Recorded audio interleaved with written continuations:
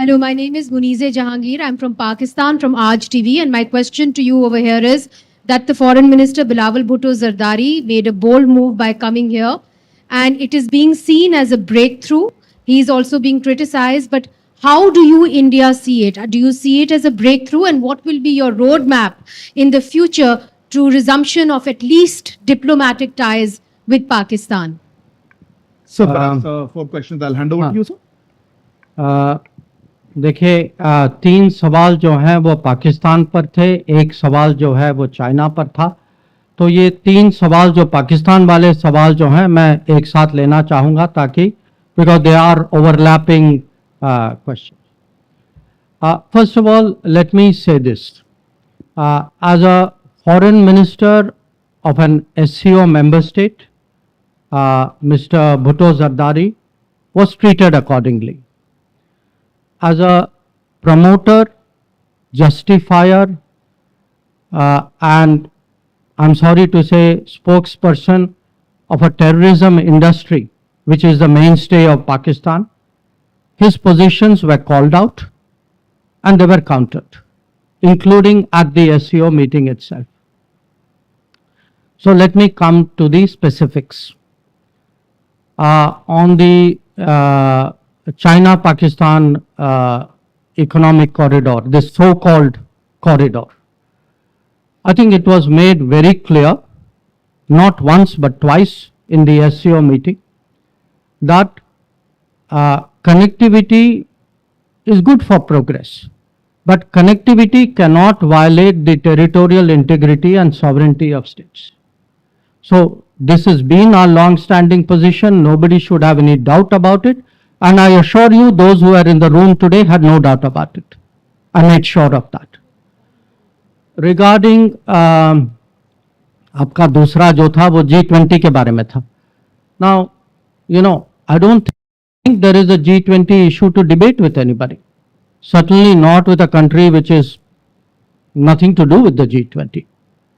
I mean, Jammu and Kashmir was, is, will always be a part of India. And the G20 meetings are held in all the Indian states and union territories, so it is completely natural that it is held there. जो आपका जो दूसरा सवाल जो था कि from what I understood that India and Pakistan should sit together. You know, victims of terrorism do not sit together with perpetrators of terrorism to discuss terrorism. Victims of terrorism defend themselves, counter acts of terrorism, they call it out, they delegitimize it, and that is exactly what is happening. So to come here and preach these hypocritical words as though we are on the same boat, I mean, they are committing acts of terrorism. And, you know, I don't want to jump the gun on what happened today, but I think we're all feeling equally outraged. So, I think, I mean, let's be very, very clear on this. You know, on this matter, the terrorism matter, I mean, I would say Pakistan's credibility is depleting even faster than its forex reserves. So, you know, let's be clear what this is about. On your question, you know, is this a breakthrough? Look, he came here as a member, a foreign minister of an SCO member state. That is part of multilateral diplomacy. Please do not see it as anything more than that. It was not meant as anything more than that. It was not treated as anything more than that.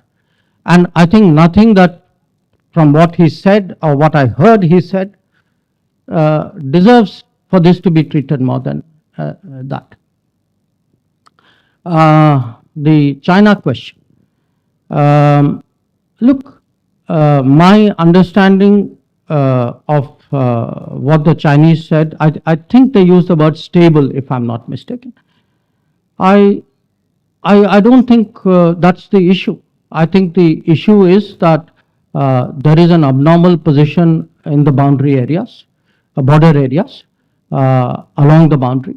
and we had a very frank discussion about it. It's not the first discussion. I had spoken to Foreign Minister Chingang on the sidelines of the G20 as well.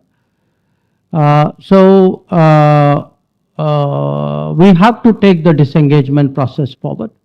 And I have made it very clear, frankly, publicly as well. And what I say within the room is not different from what I say outside, which is that India-China relations are not normal and cannot be normal if the peace and tranquility in the border areas is disturbed. I've been very, very clear about it. I've been very consistent about it. And I have not changed my position at this meeting either.